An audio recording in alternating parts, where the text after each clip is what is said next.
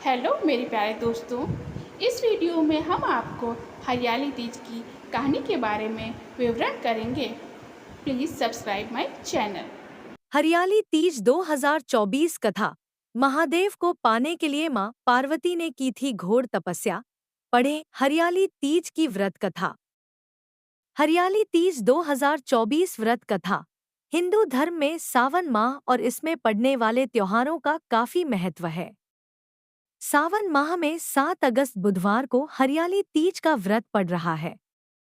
हर साल सुहागिन महिलाएं अपने पति की लंबी उम्र की कामना करते हुए यह व्रत करती हैं। इस दिन विवाहित महिलाएं इकट्ठा होकर माता पार्वती और भगवान शिव की विधिवत पूजा अर्चना करती हैं। इस अवसर पर झूला झूलने और मेहंदी लगाने का भी रिवाज है। आइए जानते हैं हरियाली तीज की व्रत कथा के बारे। भोपाल निवासी ज्योतिषी एवं वास्तु सलाहकार पंडित हितेंद्र कुमार शर्मा से। हरियाली तीज की कथा। पौराणिक मान्यताओं के मुताबिक हरियाली तीज की व्रत कथा स्वयं शिवजी ने माता पार्वती को उनका पिछला जन्म याद दिलाने के लिए सुनाई थी। भगवान शिव ने मां पार्वती से कहा था कि हे पार्वती, कई वर्षों पहले तुमने मुझे पाने के लिए हिमालय पर्वत पर घोर तप किया था। कठिन हालात के बावजूद भी तुम अपने व्रत से नहीं डिगी और तुमने सूखे पत्ते खाकर अपना व्रत जारी रखा, जो कि आसान काम नहीं था। शिवजी ने पार्वती जी को कहा कि जब तुम व्रत कर रही थी तो तुम्हारी हालात देखकर तुम्हारे पिता पर्वतराज बहुत दुखी थे। उसी दौरान उनसे मिलने नारद मुनि आए और कहा कि आपकी बेटी की पूजा देखकर भगवान विष्णु बहुत खुश हुए और उनसे विवाह करना चाहते हैं।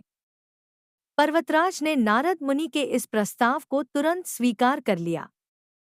लेकिन जब इस प्रस्ताव की जानकारी पार्वती को हुई तो पार्वती बहुत दुखी हुई, क्योंकि पार्वती तो पहले ही शिवजी को अपना वर मान चुकी थी।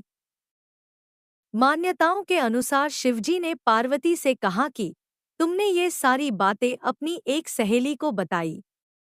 सहेली ने पार्वती को घने जंगलों में छुपा दिया।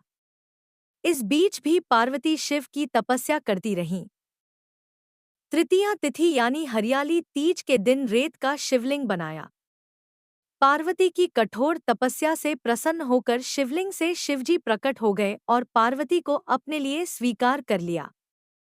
कथानुसार शिवजी ने कहा कि पार्वती, तुम्हारी घोर तपस्या से ही ये मिलन संभव हो पाया।